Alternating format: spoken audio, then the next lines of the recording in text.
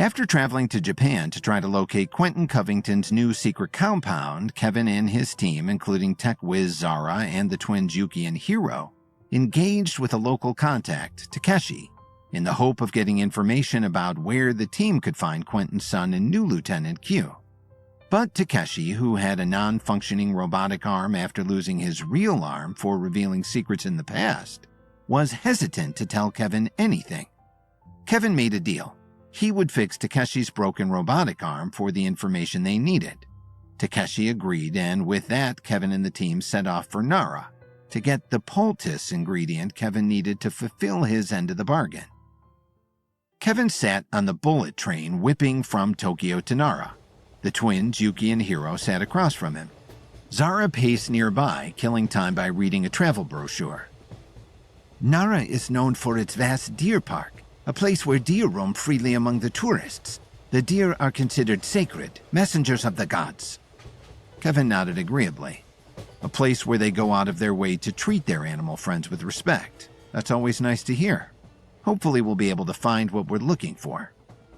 Kevin had made a deal with their Tokyo contact, Takeshi. If Kevin could fix the synaptic interface between Takeshi's mind and his robotic arm, he would give Kevin and his team the location of the next underground robot battle, and in turn possibly the location of Quentin Covington's son, Q. But Kevin needed a specific poultice to fix the interface, one that came from the velvet fur of a deer horn. The city of Nara greeted Kevin and his team with the tranquility of ancient temples and the excitement of bustling crowds. The deer park, a haven for the sacred animals, became their first destination. Kevin observed the creatures as they grazed, their gentle demeanor a stark contrast to the city's urban chaos. "This should be easy," Yuki noted. "We just need a sample from those horns, right?" "In theory, yes," Kevin responded. "But it's important that the animals feel no stress. Stress could affect the inhibitors and thus weaken the poultice I need to craft." "So keep it chill," Hiro offered. "Crazy chill," Yuki chimed in. The team blended in with the tourists. As Kevin approached a particular buck with impressive antlers, he discreetly snipped a small sample from the velvet coating the growing horns. The others kept watch, ensuring their operation went unnoticed. "Got it," Kevin affirmed. "Let's move." Back at their rental cabin, Kevin began the refining process. Yuki and Hiro did their best to help. Kevin finished his work, but as he examined the sample, disappointment flashed across his face. "No, this is wrong." "Wrong how?" Yuki asked.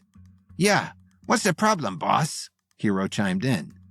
"It's the pigmentation," Kevin explained. "It's softening the mix. I need one without color." "Without color?" Zara repeated from across the room, her curiosity piqued. "How are we going to find a deer without color?" "We need an albino deer," Kevin offered. "That's rare," Hiro noted. "Crazy rare," Yuki added. "We'll go at night after the park is closed," Kevin planned. "That way I can try to connect with the deer and get the answers that we need." Nightfall draped Nara in shadows as Kevin, Zara, Hiro, and Yuki snuck back into the deer park. With a single swift move, Kevin leapt over the barriers and disappeared into the darkness ahead. The others followed suit. Desperate for answers, Kevin approached a pack of deer. He focused his mind and connected with the beasts. His ability to communicate intuitively with animals continued to grow, and it had been invaluable in many past missions that were helping to bring down Quentin Covington. Kevin was glad that his skills were not letting him down now. "What if we can't find one?" Yuki asked. "Don't be so negative," Hiro pushed back.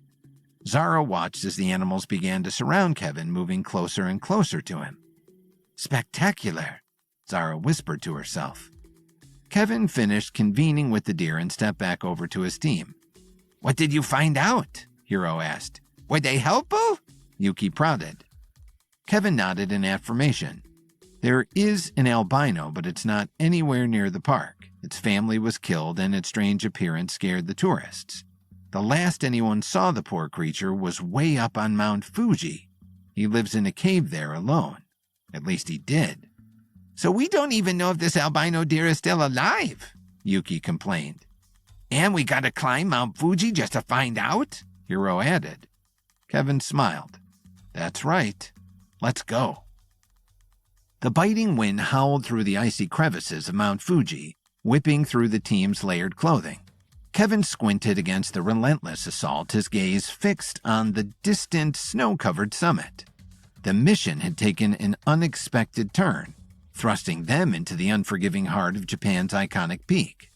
The team trudged through the snow, their every move a battle against the elements. Zara, the tech prodigy, tapped away at her tablet, her gloved fingers dancing over the screen. She had turned it into a makeshift GPS, guiding them through the array of treacherous paths, hidden crevices, and blinding white expanses. Kevin glanced over at her, grateful for the thin thread of technology that connected them to the modern world amid the ancient serenity of the mountain. "Zara, how close are we to the caves?" Kevin shouted above the wind, his words snatched away by the relentless gale. Zara shook her head, her eyes focused on the screen. "Almost there, but the signal's weak up here. Don't know how long it'll last." Despite their shared determination, the climb was taking its toll on everyone. The thin air left them breathless, their muscles protesting every move.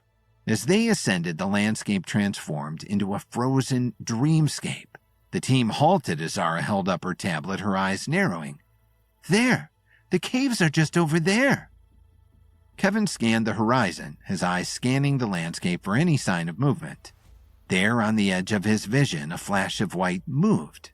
Kevin squinted, his eyes widening with disbelief. The albino deer stood against the backdrop of snow, its coat gleaming like a rare jewel. "Look!" Kevin's voice echoed through the mountain air. The team all saw what Kevin saw, the albino deer.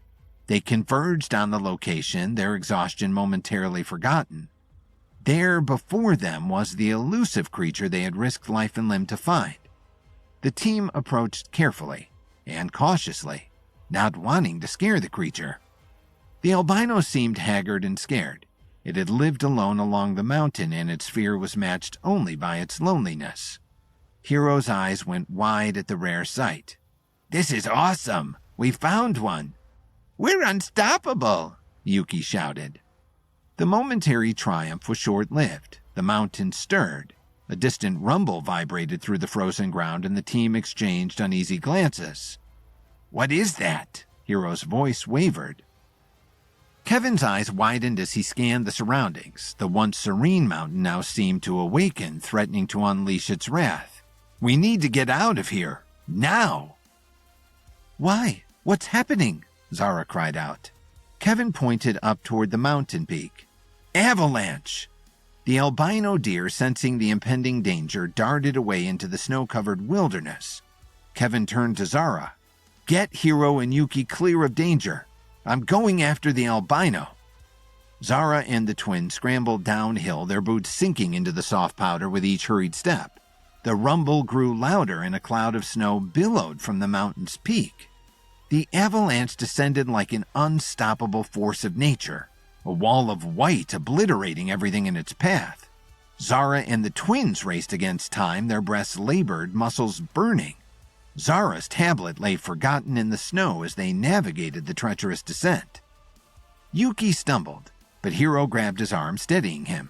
Together they pressed on, their survival instincts propelling them forward.